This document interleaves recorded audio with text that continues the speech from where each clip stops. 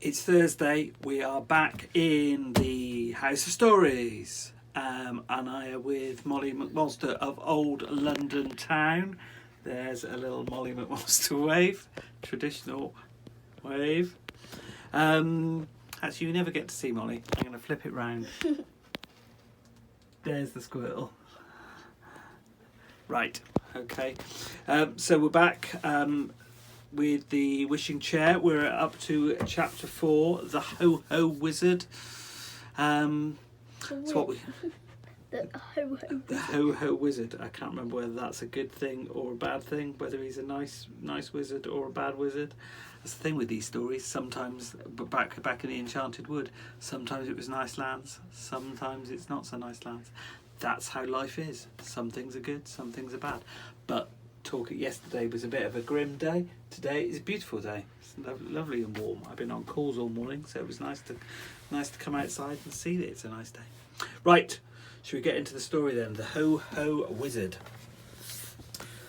One day, when Peter and Molly ran down to see Chinky the Pixie in their playroom, they found him reading a letter and groaning loudly. "What's the matter, Chinky?" said the children in surprise. "Oh, I've got a letter from my cousin Gobo," said Chinky. "Gobo says my village is very unhappy because a wizard has come to live there called Ho Ho. He's a horrid fellow and walks about saying Ho Ho all the time, catching the little pixies to help him in his magic and putting all kinds of spells on anyone that goes against him. I feel very unhappy." "Oh, Chinky, we're so sorry," said the children at once. "Can't we help?" "I don't think so," said Chinky sadly, "but I would very much like to go off in the wishing chair to my village next time it grows wings, if you don't mind." "Of course," said the children. Then Molly cried out in delight and pointed to the magic chair. "Look, it's growing wings now! How lovely! It must have heard what we said." "We'll all go," said Peter, feeling excited to think that yet another adventure had begun. "Oh no," said Chinky at once. "I'd better go alone. This wizard is a horrid one. He might quite well catch you, as you're clever children, and then think how dreadful I'd feel." "I don't care," said Peter. "We're coming." He and Molly went to the chair and sat firmly down in it. Chinky went to it and sat down too, squeezing in between the two. "You're such nice children," he said happily. The chair creaked, and before it could fly off, the pixie cried out loudly, "Go to the village of Apple Pie!" It flew slowly out of the door, flapping its rose-red wings. The children were used to flying off in the magic chair now, but they were just as excited as ever. The village of Apple Pie! How magic it sounded! It didn't take them very long to get there. The children put them down in the middle of the village street and was at once surrounded by an excited group of pixies who shook hands with Chinky and asked him 100 questions. He talked at the top of his voice, explained who the children were and why he'd come. Then suddenly there was a great silence and everyone turned pale. The Ho Ho Wizard was coming down the street.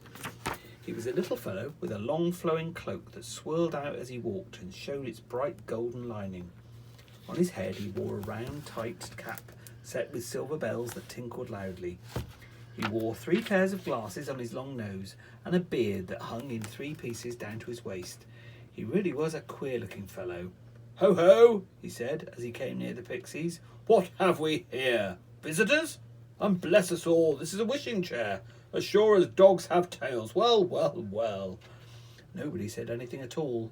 The wizard prodded the chair with a long stick and then turned to the children. "Ho ho," he said, blinking at them through his pairs of glasses.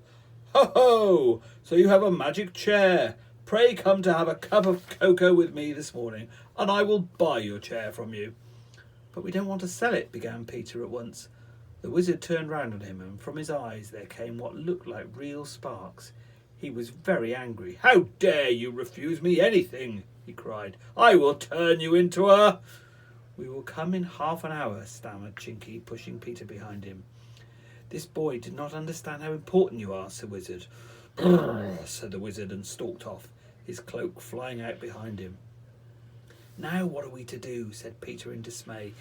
"Can't we get into the chair and fly off, Chinky? Do let's." "No, no, don't," cried all the pixies at once. "If you do, Ho Ho will punish the whole village and that'll be terrible. Stay here and help us." "Come to my cousin Gobo's cottage and let us think," said Chinky. So the 2 children went with him and Gobo, who was really very like Chinky. to a little crooked cottage at the end of the village. It was beautifully clean and neat, and the children sat down to eat coconut cakes and drink lemonade. Everyone was rather quiet. Then Peter's eyes began to twinkle, and he leant over to Gobo. "I say, Gobo, have you by any chance got a spell to put people to sleep?" he asked. "Of course," said Gobo, puzzled. "Why?" "Well, I have a fine plan," said Peter. "What about putting old Ho-Ho to sleep?" "What's the use of that?" said Chinky and Gobo. "Well, when he's asleep, we'll pop him into the magic chair, take him off somewhere and leave him, and then go back home ourselves," said Peter. "That would get rid of him for you, wouldn't it?" "My goodness, that's an idea," cried Chinky, jumping up from his seat in excitement. "Gobo, if only we could do it. Listen, where's the sleepy spell?" "Here," said Gobo, opening a drawer and taking out a tiny yellow thing like a mustard seed. "Well, Peter has a bag of chocolates," said Chinky, "and he could put the sleepy spell into one of them and give it to Ho-Ho."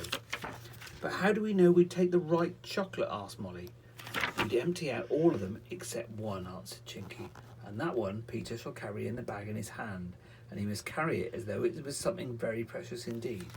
And Ho-Ho is sure to ask him what it is. And if Peter says it's a very special chocolate that he's not going to part with, or something like that, the old wizard is sure to be greedy enough to take it from him and eat it. Then he'll fall asleep, and we'll take him off in the chair to old Dame Tap-Tap, who will be so pleased to have him. He once tried to turn her into a ladybird, so I don't think she'll let him go in a hurry." "Good idea," cried everyone, and Gobo danced around the room so excitedly that he fell over the coal scuttle and sent the firearms clanking to the floor. That made them all laugh, and they felt so excited that they could hardly empty out Peter's bag of chocolates on the table and choose one for the sleepy spell. They chose a chocolate with a violet on top because it looked so grand. Peter made a little hole in it and popped in the spell. Then he left the rest of the chocolates with Gobo, who said he'd enjoy them very much, put the violet one into the bag, and went off to get the wishing chair with the others. It was still standing in the marketplace, its red wings hanging down, for it was tired.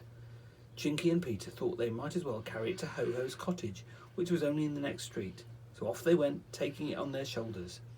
Ho-Ho was waiting for them, his wily face watching from a window. He opened the door and they all went in with the chair. "I see you brought me the chair," said Ho-Ho. "Very sensible of you. Now sit down and have a cup of cocoa." He poured out some very thin cocoa for them, made without any milk, and looked at them all sharply. He at once saw that Peter was holding something very carefully in his hand, which he didn't want to even put down when he was drinking his cocoa. "What have you got in your hand?" he asked.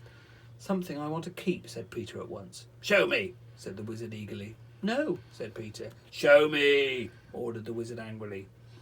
Peter pretended to be frightened and at once put the paper bag on the table. The wizard took it and opened it. He took out the chocolate. "Ho-Ho! The finest chocolate I ever saw," he said, and licked it up to see what it tasted like. "Don't eat it! Oh, don't eat it!" cried Peter at once, pretending to be most upset. "It's mine." "Well, now it's mine," said the wizard, and he popped it into his mouth and chewed it up. And no sooner had he swallowed it than his head began to nod, his eyes closed, and he snored like 20 pigs grunting. "The spell has worked! The spell has worked!" cried Peter, jumping about in excitement. "Now, Peter, there's no time to jump and yell," said Chinky hurriedly. "The spell may stop at any time, and we don't want to wake up the wizard till we've got him to Dame Tap-Tap's. Help me to put him in the chair." Between them, they dumped the sleeping wizard into the chair. Then Molly sat on one arm, Peter sat on the other, and Chinky sat right on top of the back. "To Dame Tap-Tap!" he cried. At once the wishing chair flapped its idle wings, flew out of the door and up into the air, cheered by all the pixies in the village. What a thrill that was! In about 5 minutes the chair flew downwards again to a small cottage set right at the top of a windy hill. It was Dame Tap-Tap's home. The chair flew down to her front door, outside which there was a wooden bench. The three of them pulled the snoring wizard out of the chair and put him on the bench. Then Chinky took hold of the knocker and banged it hard 4 times. Rat-tat-tat-tat-tat! He yelled at the top of his voice, "Dame Tap-Tap, here's a present for you!" Then he and the children bundled into the wishing chair again, and off they flew into the air, leaning over to see the old dame crying out in astonishment and delight when she opened the door and found the wizard Ho-Ho sleeping outside. "What a shock for him when he wakes up," said Chinky with a grin. "Well, children, many, many thanks for your help. You've saved Apple Pie Village from a very nasty fellow. It'll be nice to think of him dusting Dame Tap Tap's kitchen and getting water from the well. I guess she'll make him work hard. Ho, ho, roared the children as the chair flew down to their playroom. Perhaps the wizard won't say ho, ho quite so much to Dame Tap Tap. No, he might get a spanking if he did, grinned Chinky. Well, here we are. See you tomorrow, children. And that's the end of that chapter. Did you lose your place? There you go. Oh gosh, I missed 2 pages. Oh, did you? Oh, okay. That was chapter 4. And tomorrow looks like things aren't going to go so well for Chinky, because tomorrow's one is called Poor Lost Chinky. But you've done all your schoolwork, haven't you? Yeah. And you're going to do roadblocks for an hour, aren't you? And I'm going to grab some lunch. So we will say TTFN for now. We will be back tomorrow with Emily readings. Friday tomorrow, almost to the end of the week. So we'll see how we get on with Chinky tomorrow when something terrible happens to him. But we'll be back tomorrow. Have a fabulous day. Glorious outside, so enjoy it if you can. And we'll say TTFN and see you tomorrow. Bye.